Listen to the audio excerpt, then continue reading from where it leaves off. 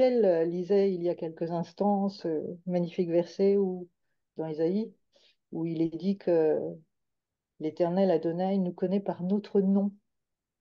Oui. Alors, quand il est dit qu'il nous connaît par notre nom, c'est pas par Laetitia, Michel, Christine, Josiane, Yves. Notre nom, c'est l'essence même de qui nous sommes. Et il nous connaît par notre nom, l'essence même de qui nous sommes, tel qu'il nous voit. Pas tel que nous nous voyons nous, mais tel qu'il nous voit, tel qu'il nous a conçus dans son plan de toute éternité. Oui. Aussi, quand il nous appelle par notre nom, c'est pas Valérie qui l'appelle, c'est qui je suis en lui et qui il voit que je Amen, suis. amen, amen. De même que quand on dit Jésus, le nom de Jésus, c'est pas Jésus n'est pas un prénom, vous le savez, vous l'avez déjà entendu. C'est l'essence même de qui il est. Jésus n'est pas une formule magique. Yeshua, en l'occurrence, en hébreu, Yeshua est son nom, c'est l'essence même de qui il est. Alors j'ai été chercher, ça fait un petit moment que je médite sur Jean 10, le bon berger. Et j'étais en train de chercher alors la porte, on en a déjà parlé, enfin bref, il y a beaucoup, beaucoup de choses, mais qui sont très puissantes et très intéressantes, mais je me suis arrêtée sur le mot bon. Une inspiration, je ne vais pas dire le Seigneur m'a dit, parce que ça, c'est une expression un petit peu galvaudée qu'on entend, qu'on utilise un peu beaucoup, et du coup, après, ça n'a plus le sens que ça devrait avoir. Donc, je me suis arrêtée sur le mot bon, et je me suis dit, mais qu'est-ce que ça veut dire bon en réalité? On dit souvent, Seigneur, tu es bon, et Jésus lui-même dit, je suis le bon berger. Hmm. Il y a deux langues très riches qui sont l'hébreu et le grec qui nous amènent dans une profondeur de ce que sont les mots. Si vous allez chercher dans le dictionnaire français, ce que j'ai fait après coup, et je vais vous dire d'abord la définition du mot beau en français. Bon, alors dans le dictionnaire Le Robert, on nous dit que bon, c'est qui convient à une valeur, qui veut du bien, qui fait du bien à autrui, charitable, généreux, amical, fraternel, gentil, brave, loyal et serviable. Je me suis dit, mais Seigneur, ça c'est une vision minimaliste, je vais dire, de Jésus. Et ça n'engage que moi ce que je vais dire, mais je trouve que c'est une vision terrestre et religieuse. Il est gentil, Jésus. Il est loyal. Il est Hmm. fraternel. Il est généreux. Il est charitable. Bah oui, mais non. Si vous allez. Enfin, oui, bien sûr qu'il est ça aussi, mais il n'est pas ça. Quand il dit je suis le bon berger, alors j'ai été chercher dans le grec, puisque c'est le Nouveau Testament est écrit dans le grec. À cet effet, j'aimerais vous dire, avant de rentrer dans la profondeur du mot, vous savez que dans le livre de Daniel, à la fin, l'Éternel dit à Daniel, dans les derniers temps, donc au temps de la fin, la connaissance augmentera. Donc nous avons évidemment la révélation que nous donne le Saint-Esprit sur la parole, mais il nous a aussi dotés d'outils exceptionnels, vraiment exceptionnels, pour comprendre, pour du moins aller chercher dans l'hébreu ou dans le grec, avec un homme merveilleux qui s'appelle James Strong, qui était un théologien, et qui a, pour ceux qui connaissent, la concordance Strong, c'est-à-dire qu'il a classé tous les mots hébreux et grecs, chaque mot et leurs racines, qui sont numérotées, et pour chaque mot, nous avons les définitions, la grammaire, les occurrences et les racines. il a dirigé quand même pour ce travail titanesque 100 personnes et cette concordance Strong, elle a été publiée en 1890. Mais aujourd'hui, nous la trouvons sur Internet. Je vous donne un site magnifique qui, si vous êtes intéressé, c'est lueur.org. Et si vous allez sur lueur.org, avec les numéros, les strong, les numéros, vous avez le mot détaillé, les racines, qui vous aident à comprendre. Ce qui veut dire qu'on n'est pas obligé d'être des experts du grec ou de l'hébreu maintenant pour aller en profondeur dans la Bible. Et ça, vraiment, je vous conseille, quand vous lisez la Bible maintenant, bah, de vous munir, si vous êtes arrêté sur un mot, euh, d'aller sur ce site. En l'occurrence, il existe certainement, enfin, c'est même sûr qu'il existe aussi en livre, hein, puisqu'il a été publié en 1890, mais c'est un outil exceptionnel. On ne peut plus lire, je crois, la Bible maintenant en survolant et en regardant le Larousse ou le Robert, parce que, voyez bien, je suis le bon berger, bon, charitable, fraternel, gentil, brave, loyal, serviable. C'est pas l'image que Jésus veut qu'on ait de lui maintenant. Il nous entraîne sur son chemin à le connaître en profondeur et Oui. rien qu'un mot, bon, vous allez voir ce que cela signifie. Alors en grec, c'est le mot kalos. Quand j'ai lu tout ça, tout ce que ce mot bon veut dire, j'ai eu l'impression comme une explosion de mots, de joie, vous savez, comme quand c'est le printemps, tout revient, les fleurs, tout germe, tout devient beau, une explosion de vie. Un petit peu aussi, alors peut-être un petit peu plus trivial comme impression, des pop-corn. Tout le monde ici a déjà fait des pop-corn. Vous mettez les pop-corn et paf, paf, paf, paf, paf, d'un petit grain, vous avez pouf, une poêle et des pop-corn, quoi. Voilà. Donc, bref, la différence entre cette pauvre traduction française, et pourtant la langue française est riche, mais rien à voir quand même avec ce que nous dit le grec. Alors, le mot bon, et écoutez bien, parce que quand il dit je suis le bon berger, c'est l'essence même de qui il est. On va parler juste du mot bon et ce qu'il signifie. Vous allez voir qu'on est dans l'essence même, en fait, de qui est Jésus. Alors, ça veut dire beau, excellent, éminent, surpassant, Hmm. précieux, admirable. Admirable. Et vous allez voir que tout ce que regorge ce mot bon en grec, on le retrouve dans l'hébreu, dans tout ce qui est dit d'Adonai, mais donc du Messie en l'occurrence, admirable. Qu'est-ce que ça vous rappelle? Ésaïe 9:6, car un enfant nous est né, un fils nous est donné, et la domination reposera sur son épaule. On l'appellera Amen. admirable, conseiller, Dieu puissant, Père éternel, prince de la paix. Donc, admirable, c'est ce que signifie en grec le mot bon. C'est aussi une définition. Beau à regarder, magnifique. Magnifique nous renvoie également à Exode 15. Alors, juste, je vous donne un ou deux versets, mais vous allez pouvoir chercher que ce terme magnifique, on le retrouve beaucoup, beaucoup de fois dans toute la parole. Magnifique, Exode 15, 11. Qui est comme toi parmi les dieux, ô Éternel? Qui est comme toi, magnifique en sainteté, digne de louange, opérant des prodiges. On le trouve également dans le psaume 8 au verset 10. Il est excellent dans sa nature et dans ses caractéristiques. Véritable, le véritable, Hmm. véritable.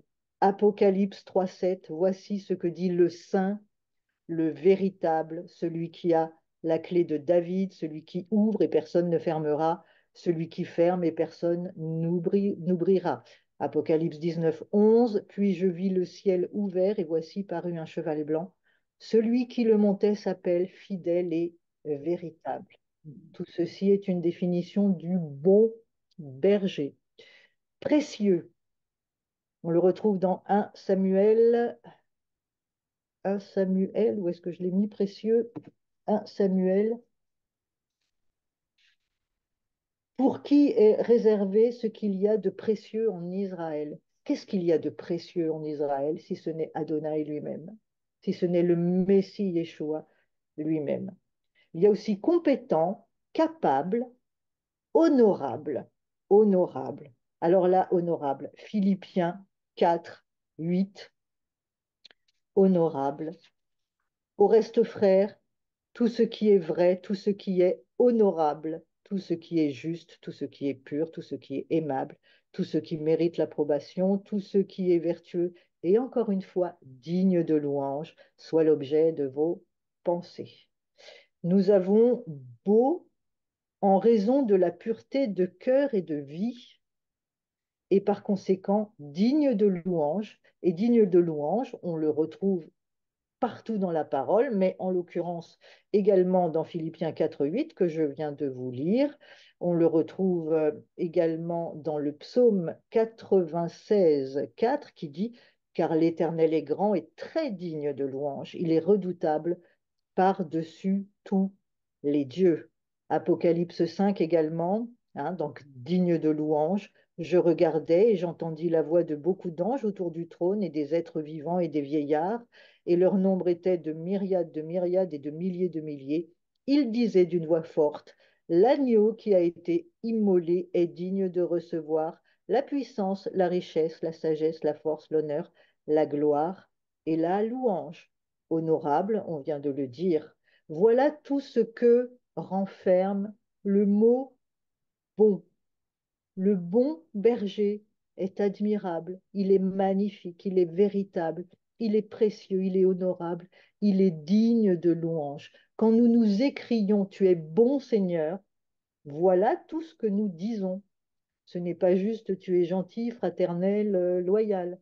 Tu es excellent, tu es éminent, tu surpasses tout, tu es admirable, beau à regarder. Beau à regarder, pourquoi? Parce qu'émanant de lui, ce tel amour, cette richesse, qui il est, l'essence même de qui il est, ça, c'est ça. Il est Dieu, il est magnifique, il est merveilleux, il est admirable. J'ai lu l'autre jour un article avec un homme qui est, vous savez, il y a eu une éclipse il n'y a pas très longtemps, l'éclipse solaire, et Oui, il y a des chasseurs d'éclipses. Et ce monsieur, dès qu'il y a une éclipse, il parcourt la Terre entière pour aller, alors si c'est, on la voit aux États-Unis, il va aux États-Unis, et il a dit quelque chose qui m'a frappée parce que je me suis dit, mais c'est ça. Il a dit devant, alors c'est pas du tout un croyant, hein, c'est un chasseur d'éclipses qui disait comment il se sentait devant l'éclipse. Et il disait, je ressens, c'est quelque chose de merveilleux, je ressens quand je suis devant cette éclipse, en même temps de l'émerveillement et un sentiment d'insignifiance, tellement c'est grand. Et je me suis dit, c'est ça la crainte de l'Éternel. oui. C'est ça la crainte de l'Éternel. C'est pas la peur, c'est pas simplement le respect, en tout cas tel qu'on l'entend, c'est l'émerveillement et en même temps ce sentiment d'insignifiance devant sa grandeur. Alors je vous encourage, pourquoi je vous dis ça aujourd'hui? Parce que je veux vraiment vous encourager avec les outils qui sont à votre disposition. On peut plus dire maintenant, mais moi, je ne connais pas le grec, je ne connais pas l'hébreu. L'Éternel, le Seigneur, a mis à notre disposition des outils pour que nous allions en profondeur dans les mots et que nous le connaissions toujours plus. Et quand on dit il est bon, le bon berger, c'est cette grandeur. Il est admirable, il est magnifique, il est véritable, il est précieux, il est honorable, digne de louange. Et il y a une autre définition, affectant l'esprit agréablement. Hmm, Il transmet à notre esprit, il nous pénètre par son esprit. Voilà ce que je voulais vous partager ce matin. L'essence même de qui il est, c'est ça. Ce n'est pas un prénom, Jésus. Il est le bon berger.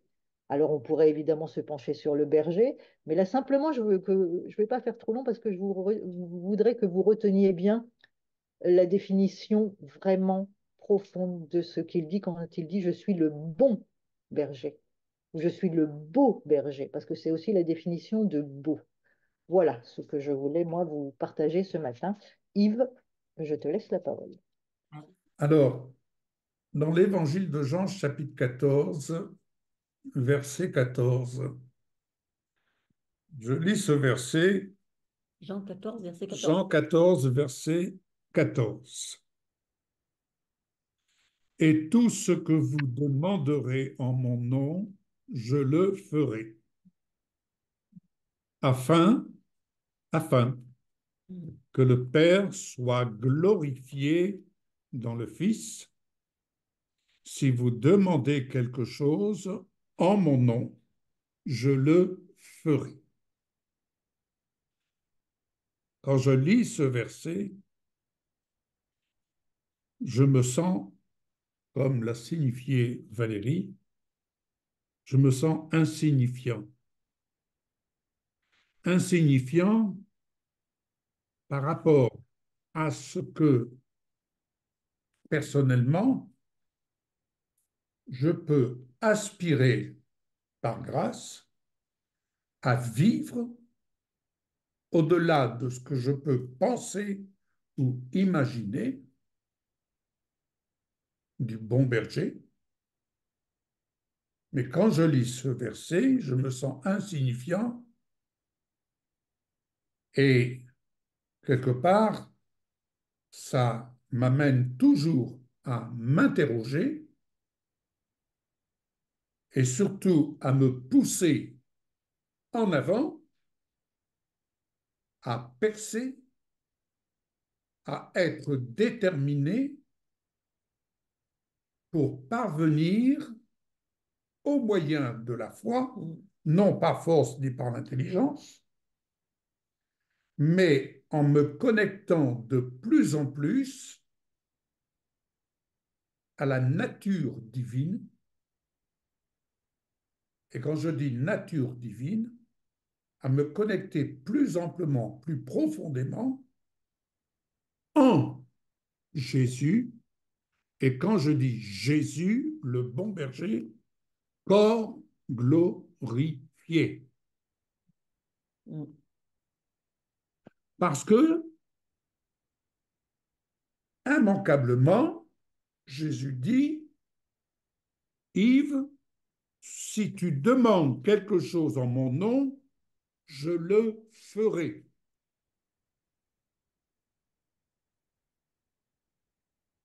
Inévitablement, je me rends compte, et je ne veux pas être trouvé menteur, mais je suis conscient d'une chose, Dieu est Dieu, il y a des choses que j'aimerais le voir faire et je ne le vois pas. Tel que la parole m'amène à prendre en compte ce que Jésus lui-même a fait. Alors,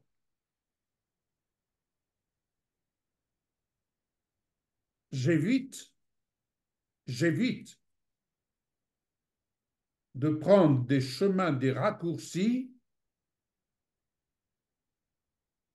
que j'ai déjà fait usage et qui ne m'amènent nulle part. Qui ne m'amènent nulle part. Il y a qu'à, il faut que, tu devrais et autres. Ça ne m'amène nulle part. Tout est une question de relation avec le bon berger. C'est une question de relation,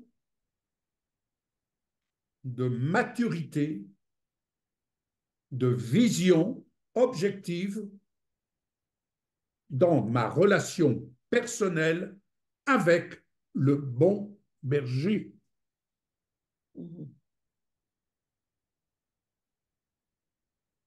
Alors, quand il dit « je le ferai »,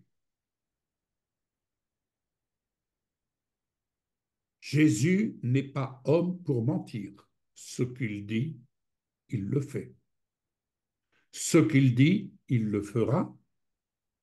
Et conformément à la traduction littérale en grec, s'il ne l'a pas, il le fabriquera pour nous, c'est-à-dire pour toi comme pour moi. Donc, quelque part, quand j'entends cela, pouvez-vous imaginer, et en tout cas, je parle pour moi personnellement, quand j'entends cela, mais oui, c'est un paquet de pop-corn qui saute, pop, pop, pop, pop, pop. Ça m'amène à bouger de ma chaise, de mon fauteuil, de mon lit, et à me dire, mon cher Yves, bouge-toi parce que l'Esprit de Dieu est en train de m'agiter, dans le bon sens du terme, de m'agiter et de m'amener à sortir d'une zone dans laquelle on peut s'installer et on attend. On attend. Ah oui, oui, je crois que. Ah oui, oui, le Seigneur dit bien dans sa parole, mais nous restons confinés et rien ne se passe comme nous sommes en droit de le voir se manifester. Parce qu'il a fait de nous, je le rappelle, des héritiers, des cohéritiers en Christ. Si donc nous sommes des cohéritiers en Christ, il me rend capable de faire ce qu'il dit qu'il fera.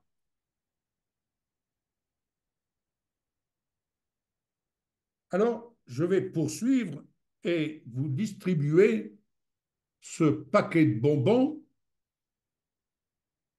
Ma sœur Valérie m'a fait grâce de m'envoyer, de m'expédier par Chronopost. Et il y en a pour tout le monde. Hein.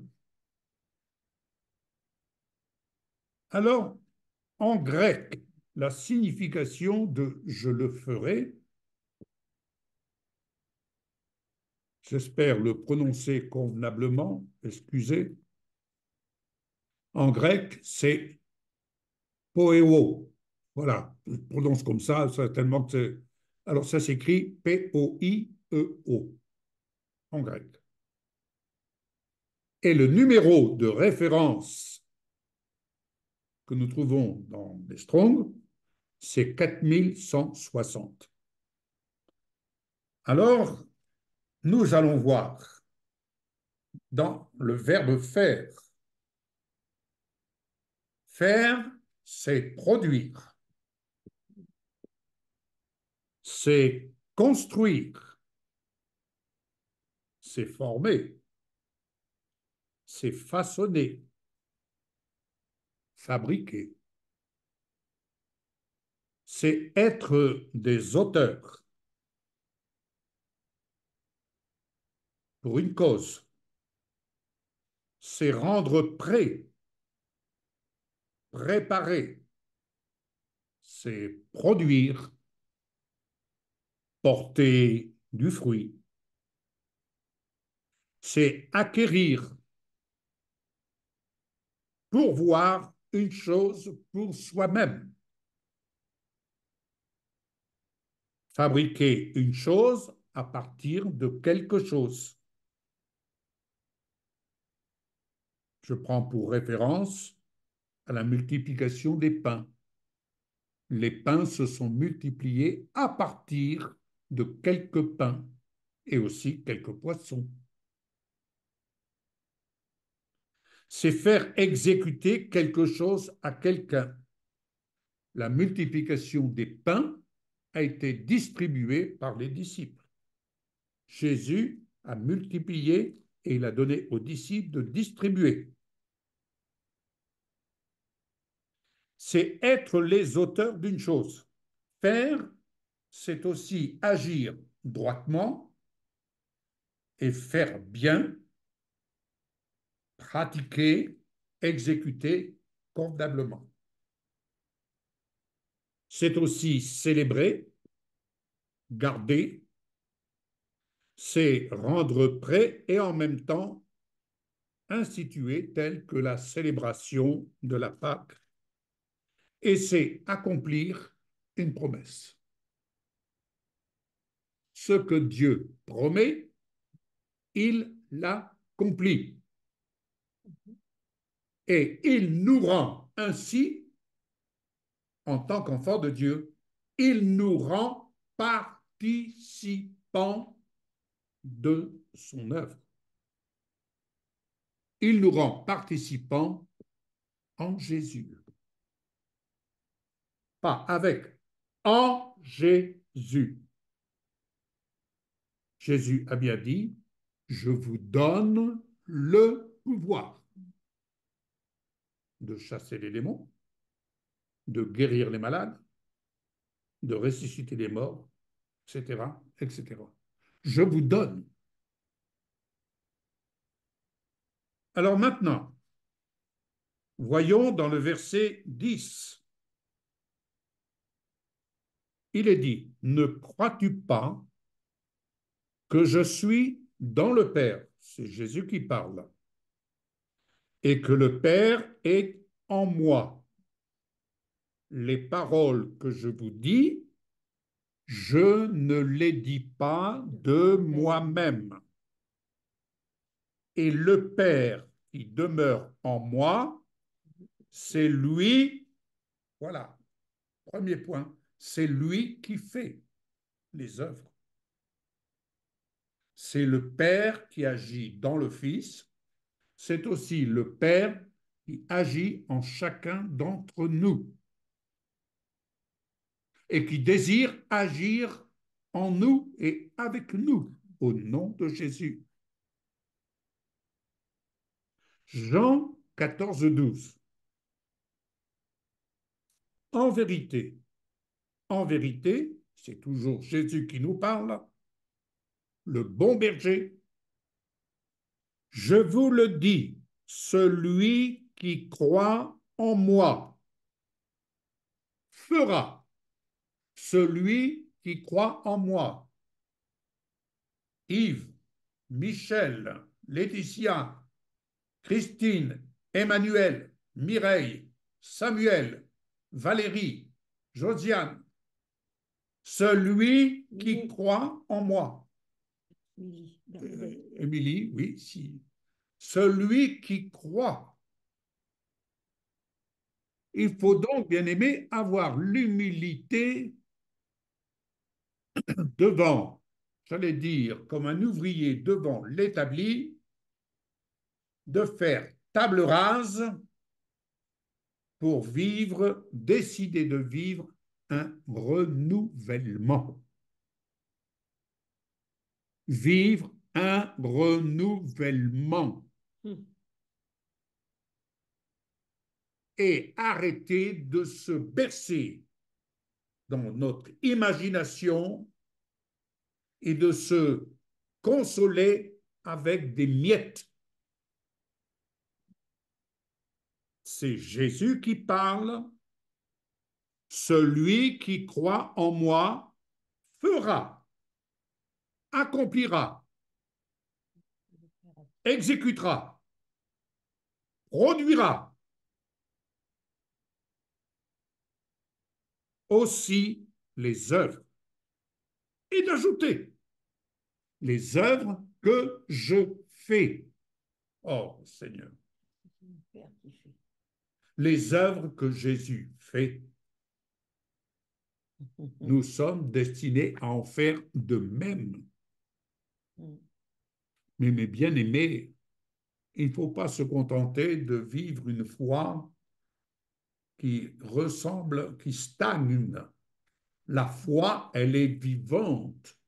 La foi, elle se laisse, il faut l'épurer de tous les détritus, de tout ce qui est improductif. La foi se renouvelle de jour en jour. La foi d'hier, elle était consommée. Mais la foi d'aujourd'hui, ce n'est pas dire, ah ben, je vais faire comme hier. Je peux vous témoigner, je ne suis pas satisfait de ma foi. Je suis satisfait de voir le Seigneur fidèle dans ce qu'il dit et ce qu'il accomplit, mais par rapport à ce qu'il a prévu de faire avec moi, je ne suis pas satisfait. Je ne suis pas encore parvenu à la maturité à laquelle le Seigneur m'attend. Mais chaque jour, il m'attend et il me dit un peu plus. Il faut de la hardiesse, il faut t'approprier, il faut que tu acquérisses. Je ne suis pas satisfait par rapport à ce que le Seigneur me demande, par rapport à sa parole, dans ce qu'il me demande, dans ce qu'il me dit, et plus encore. Et il en fera de plus grandes. Oh mon Dieu. Alors, c'est bien, je peux me contenter de dire par rapport à ce qui se passe dans le monde, ah, t'as vu un tel, t'as vu un tel. Non, je m'intéresse à ce que je suis en droit personnellement de vivre. Moi, je veux bien que les autres vivent des choses extraordinaires, mais ce qui m'importe, c'est que moi aussi, je veux les vivre. Amen, amen. C'est que moi aussi, je veux les vivre. Et je ne m'en vais pas pour chercher des recettes des uns et des autres pour faire l'économie. Je suis sur le chemin où j'apprends, j'endure, je persévère. Et je veux arriver, et j'y arriverai, à vivre.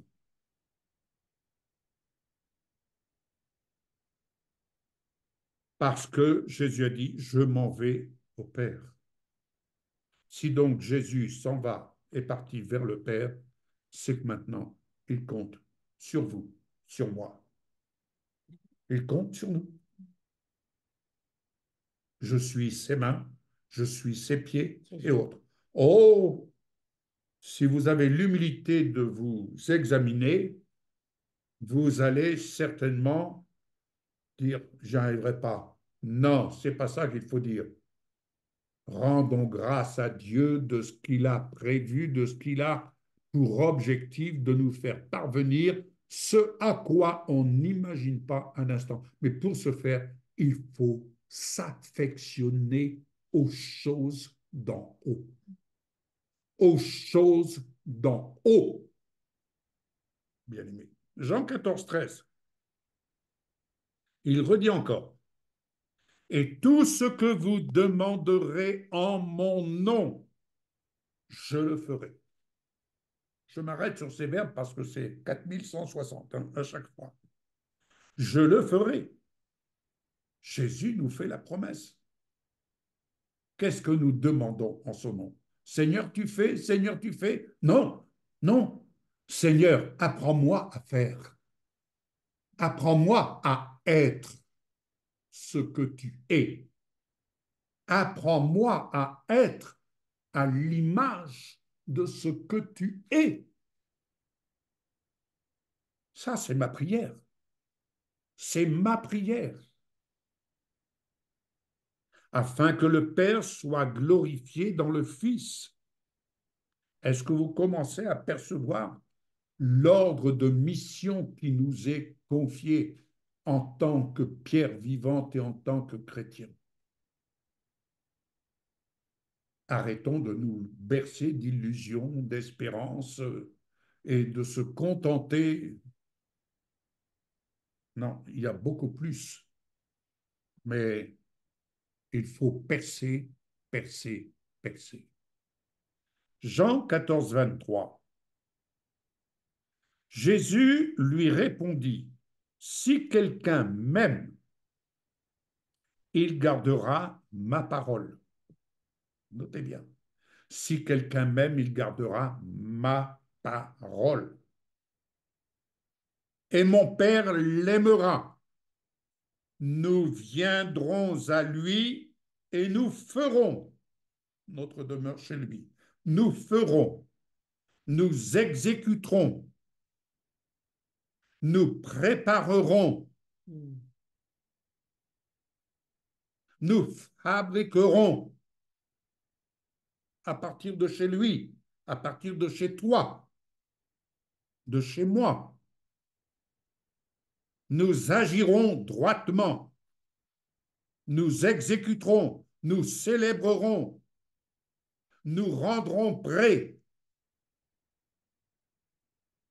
notre demeure chez lui. Bien-aimé, que veut dire être en Jésus et que veut dire Jésus en nous, l'espérance de la gloire? Dites-moi, bien-aimé, nous ne sommes pas une demeure d'occasion, hein? Nous sommes une demeure toute neuve dans le ciel Mm. pour servir et célébrer la gloire du Seigneur. Vous vous rendez compte la demeure que nous sommes? Mm. Père, Fils, Saint-Esprit, nous sommes la demeure du Dieu très haut. Quel Dieu demeure en nous? Comment voyez-vous le bon berger en vous, en moi? Comment je le vois? Et enfin, Jean 14, 31. Mais afin que le monde sache que j'aime le Père et que j'agis, et Jésus dit, j'agis selon l'ordre que le Père m'a donné. Nous sommes appelés, destinés à agir en Jésus, au nom de Jésus, selon l'ordre qui lui a été donné et qu'il nous transmet. Servir Jésus, c'est le servir en fonction justement de l'ordre que le Père lui a donné et qu'il nous transmet de servir selon la décision de la volonté de notre Père. Vous vous rendez compte? L'échelle des valeurs. Mm. L'échelle des valeurs, bien-aimées, elle est tout autre que celle que nous essayons de nous fabriquer pour nous donner une certaine bonne conscience. Non, non. L'échelle des valeurs, elle est tout autre. Voilà ce que je voulais vous partager. Merci Valérie de m'avoir envoyé ça. C'est pour ça que je t'ai laissé la parole. J'ai cru que tu allais en faire usage. Donc, me suis, je ne me suis point privé d'en faire usage pour l'édification, notre édification commune. Amen. Alléluia. Voilà. Alors, je veux juste rebondir sur ce... Vas-y, rebondis, ne te fais pas de mal, hein.